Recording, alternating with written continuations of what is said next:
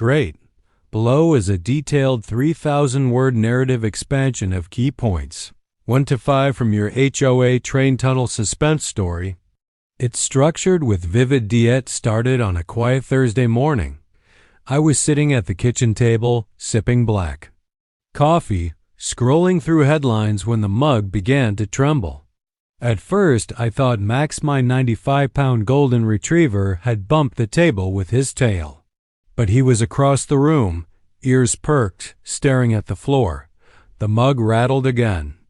The chandelier above me swayed just slightly. Did you feel that? I muttered. Max tilted his head like he understood.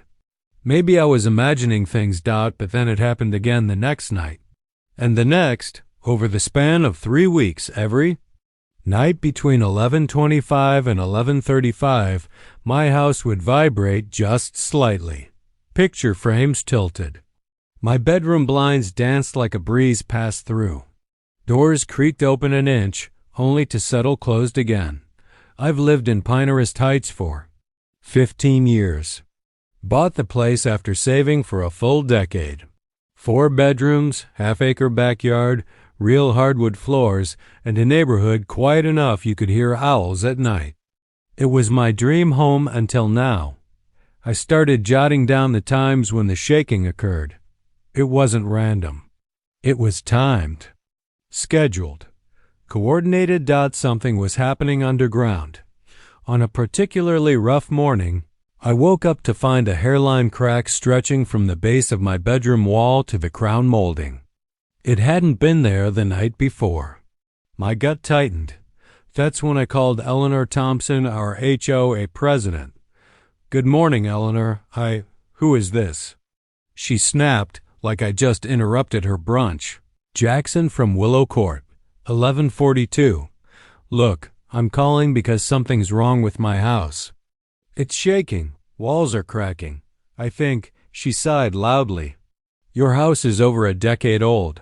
Maybe check the foundation." "It's not the foundation," I said. "The shaking happens at exact times every night. This is organized. Mechanical. Mr. Jackson, the HOA doesn't involve itself in personal maintenance concerns. Have you hired a contractor?" "I'm not talking about squeaky floorboards, Eleanor. I think something's moving underground." There was silence on the line, then a cold chuckle. "Unless you've got moles with jackhammers, I'm sure." "It's nothing. Old houses settle. My house was built in 2009. Like I said, Mr. Jackson, call a contractor. Goodbye." Click. I stared at the phone. Typical Eleanor. Expensive hair, a permanent smirk, and the empathy of a tax audit. But that afternoon, I spotted her black Mercedes crawling down Willow Court. She slowed near my driveway, lifted her phone, and aimed it directly at my yard. Then she sped off. That night, I couldn't sleep. I left the bedroom light on and lay on top of the sheets, staring at the ceiling. At exactly 11:30 p.m., it started again. The shaking was worse. My nightstand lamp tumbled and shattered on the floor. I stumbled downstairs for a drink, but paused in the hallway. The entire ground beneath my feet was humming. Then I heard it rumbling. Low, persistent mechanical growl, like a subway train passing several levels below. Only there are no subway lines in Pinehurst Heights. The nearest one is 15 miles away. This was something else. I bent down and pressed my palm to the hardwood. At vibrated. By morning, I had a plan. Say Miller was an old buddy from college who now worked as a private geologist for construction and mining firms. He owed me a favor. "This is the weirdest call I've had all year," he said, walking around my yard with a ground vibration sensor. "But I'm glad you called me." We ran basic tests, first surface vibration readings, thermal displacement, and minor ground scans. Sam frowned. "I've been doing this for 30 years. Something big is moving down there, and it's not natural. This is man-made." "You're saying, like what? A busted pipe?" Sam shook his head. "No, pipes hiss, shift, maybe pop. What I'm seeing, Is directional movement heavy, repetitive, almost like a train? I asked. He looked up. Honestly? Yeah. The word hung between us. A train? Beneath my home? The next morning, Sam returned with more sophisticated ground-penetrating radar and scanning equipment. I helped him set up the calibration grid across my backyard. Max watched from the porch, occasionally barking as the scanner let out low-frequency pings. An hour later, Sam stood in front of his laptop, wide-eyed. There's a tunnel, he whispered, perfectly round, roughly 14 feet in diameter. Runs east to west right beneath your foundation. How deep? About 4 feet under your property line. And it's new? Sam nodded. The scans show no age compression or collapse. This is recent, maybe within the last 6 months. My hands went cold. I didn't sleep that night. Not because I was afraid, because I was furious. I had questions, lots of them. But I needed proof. So Saturday morning, I rented a mini excavator and started digging in the far corner of my yard. Darren, my neighbor, wandered over with his coffee and leaned on the fence. You building a bunker? He joked. Not exactly. 3 feet down, my shovel hit something solid. Not stone. Not pipe. Concrete. Curved. Smooth. Darren's coffee slipped slightly from his grip. What the hell is that? We spent the next hour clearing away dirt. Bit by bit, a rounded structure emerged. It was massive clean concrete, arched at the top. But what stopped us both cold was the small hatch built into the side. Steel, seamless. And on its face, etched into the metal, was the Pinehurst Heights HOA logo. Darren swore under his breath. That's the HOA. That's our HOA. I stood in stunned silence, the sun burning overhead. Then my phone rang. It was Eleanor. That evening, Eleanor Thompson arrived at my house, her black Mercedes parked across the street like she was staging an ambush. She had her sunglasses on, even though the sun had set. I was standing in my yard when she approached, her heels clicking sharply on the pavement. What do you think you're doing? She demanded, her voice sharp as glass. I pointed toward the hole in the ground where the tunnel had been unearthed. I'm doing what any sane person would do when they discover someone's built a train tunnel under their house without permission. Her eyes darted toward the entrance of the tunnel, her lips twitching slightly. You're digging without HOA consent. That's a violation of violation, I interrupted. You built a tunnel under my property without my consent, without any warning. And now you're telling me that digging up my own backyard is a violation? She folded her arms, looking at me like I was the problem. This is community infrastructure, Mr. Jackson. It benefits everyone. You're making a scene over nothing. I raised an eyebrow. A train tunnel under my house is nothing? Her expression faltered for the briefest moment, long enough for me to see the calculation in her eyes. I'll be filing a formal complaint. You can't just, I will file a formal complaint, I shot back. But not with the HOA. I'm going to the city. I'm going to the press. And I'll make sure the whole neighborhood knows what's been happening under our feet. Her face froze. Get out of my yard, Eleanor, I said firmly, my voice low. I'm done with your lies. She turned on her heel, her face as red as a tomato. You're making a huge mistake. As she walked back to her car, I knew this was far from over. The HOA had underestimated me, and now they were about to find out what I was capable of. The next morning, I went straight to the local news office. Jordan Kessler, the investigative reporter I'd met, had agreed to meet me. Let's get this out there, I said as soon as I sat down at her cluttered desk. The HOA built a tunnel under my house.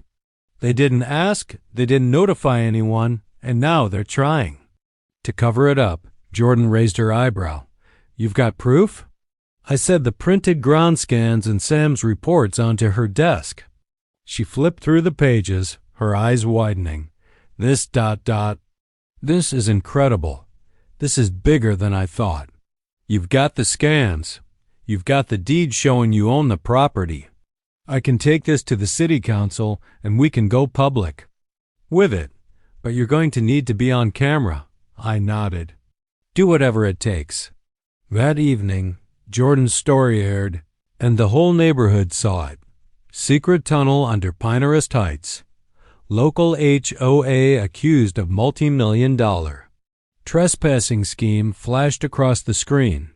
Footage of me standing in front of the hole in my yard, showing the scans, was paired with interviews from other neighbors who were equally shocked by the discovery. The phone didn't stop ringing for hours. The following day, I attended the emergency HOA meeting where Eleanor and her board tried to spin their way out of the mess. The room was packed. All eyes were on me as I entered. Eleanor sat at the front, her hands clenched around the gavel, but her calm demeanor didn't fool me. She knew this was her last stand. Mr. Jackson, she began with a forced smile, we are gathered here today to discuss the unauthorized digging that has taken place on your property. The HOA is concerned that you are putting community infrastructure in jeopardy. I stood up, my folder of evidence in hand. Community infrastructure, I said, letting the words sink in. Is that what you're calling it? A train tunnel. Under my house? My property? Your infrastructure was built without my permission. No notices. No easements. Nothing. The room was silent for a moment, then murmurs of confusion began. Eleanor shifted in her seat. This was a community project, she said quickly. It was voted on 2 years ago. The tunnel connects us directly to the downtown area. It's for the benefit of everyone. One held up the city records and property maps. You didn't inform me about any vote, not once. And even if you had, it doesn't give you the right to build a tunnel under my land. Margaret Winters, Eleanor's ever-present assistant, jumped up to defend her. It's an upgrade. It's part of the plan to modernize Pinehurst Heights. You never told anyone about it, I shot back. You didn't tell anyone in this room. You didn't tell me. And you sure as hell didn't give me the chance to agree. Eleanor's face twitched. There must be some mistake, she said, her voice betraying a flicker of doubt. Show me where in my deed it says you can tunnel under my living room, I said, slamming the property map on the table. She didn't answer. She couldn't. That evening, after the meeting, things took a darker turn. I returned home to find my car won't start. The engine groaned, refusing to turn over. The mechanic I called confirmed my worst fear. Someone had poured sugar into my gas tank, completely destroying the engine. It would cost thousands to replace then. I found an envelope in my mailbox. No return address. Inside was a single sheet of paper. Drop it. Or lose everything. My pulse quickened. My hand shook, but not from fear. From pure, unfiltered rage. I got in my rental car, head spinning. As I drove to Rieman's office to consult him about my next move, I noticed a black SUV following me from 3 cars back. It mirrored my every turn. I pulled into Raymond's parking lot, parked, and looked in the rearview mirror. The SUV drove past, slow enough for me to see Margaret Winters behind the wheel. Her eyes locked on mine. Raymond was waiting for me when I walked into his office. I showed him the threatening letter, the car sabotage report, and the fact that Eleanor's threats were escalating. They're playing hardball, Raymond said after scanning everything. But they made one critical mistake. What's that? I asked. They never filed for underground rights to your property. I checked the county records this morning. They don't have a leg to stand on. I leaned back in my chair, feeling the weight of his words settle over me. They think they can intimidate you, force you into silence. But they're about to learn how serious you are about this. Raymond smiled, showing a flash of his lawyer's confidence. It's time. We turned the tables. 3 days after the emergency HOA meeting, Jordan Kessler's story aired again, this time with updates. New developments in the Pinehurst Heights tunnel scandal. The segment opened. This time, the report included interviews with residents who never received tunnel vote notices, a city official denying any known permits, and a feature on the structural damage to my home. Sam even made an appearance, pointing to his ground-penetrating scans with a laser pen. Then came the drone footage Jordan had filmed hovering above my yard, revealing the clean concrete arc of the tunnel. The gleaming metal hatch bearing the HOA logo. It was damning. The video went viral within hours. Reddit threads, local Facebook groups, city forums. Even regional newspapers picked it up under the headline, "Greater than Secret HOA Tunnel Sparks Lawsuit, Criminal Probe." The next day, I got a call from the mayor's office. We're launching an official investigation into unpermitted construction, misuse of association funds, and potential zoning fraud, the assistant told me. Can you come in for a formal interview? They weren't just investigating the tunnel anymore. They were investigating everything. A week later, I was sitting in the mayor's conference room surrounded by lawyers, city inspectors, and a few uncomfortable-looking council members. I laid out everything: Sam scans, the threatening letter, the altered HOA fines, the sabotage to my vehicle, the SUV surveillance. Then I handed them the final bombshell: audio recordings Darren had secretly captured from a clubhouse meeting where Eleanor mentioned tunnel access premium tiers and alternate billing schemes. The room went still. Within 72 hours, city police served search warrants at the HOA clubhouse and Eleanor's home. She wasn't there. They found her car abandoned behind a strip mall across town. Her passport had been flagged at the airport, but she hadn't boarded a flight. The city issued a warrant for her arrest. Meanwhile, Margaret Winters was detained during a board meeting. Under pressure, she cracked fast. She admitted the project had been planned quietly over 2 years, with money siphoned from landscape upgrade budgets and contractor reserves. The tunnel was supposed to connect Pinehurst Heights to a new luxury district, bypassing traffic and increasing property value. And the premium access fees? The detective asked her. Margaret looked down. That was Eleanor's idea. At the next HOA meeting, the community center was bursting at the seams. But this time, Eleanor's chair sat empty. A temporary board chair Mr. Langford stood with, a microphone and trembling hands. As of today, the Pinehurst Heights HOA board has been officially dissolved pending a full audit. All ongoing fees and fines are suspended. A cheer broke out. Langford wasn't done. The city has confirmed that no easements or underground rights were filed for the tunnel. Several former board members are now under investigation. We will work with homeowners individually to determine how best to proceed. I stood at the back of the room as people clapped me on the back, shook my hand, thanked me for standing up when no one else dared. Darren leaned in. You're the neighborhood legend now, I chuckled. I just wanted my coffee cup to stop dancing.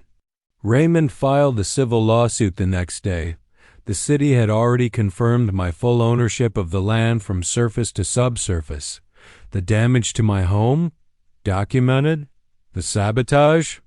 Confirmed. The emotional distress? Supported by witness statements, the threatening letter, and the surveillance. The HOA's insurance provider facing exposure and potential bankruptcy settled out of court. $3.2 million and ownership of the tunnel segment beneath my property. That was the best part. Because now I controlled the single choke point in a failed secret rail project that had cost them millions. Sam laughed when I told him. You basically own a toll gate to nowhere. Not for long, I said. Today, the metal hatch in my backyard.